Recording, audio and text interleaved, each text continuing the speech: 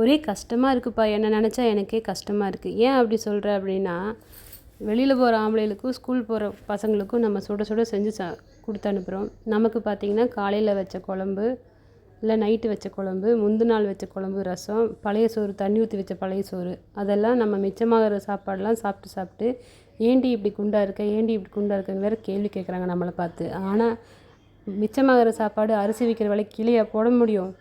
நீங்கள் சொல்லுங்கள் பார்க்கலாம். பாருங்கள், பழைய சாப்பாடு, நைட்டு தாளித்த சாப்பாடு, நேற்று காலையில் ஆக்கின சாப்பாடு தண்ணி ஊற்றி வச்சு தயிர் ஊற்றி வச்சு நம்ம குடிக்கணும். அவங்களுக்கு சுடு சாப்பாடு பாருங்கள்.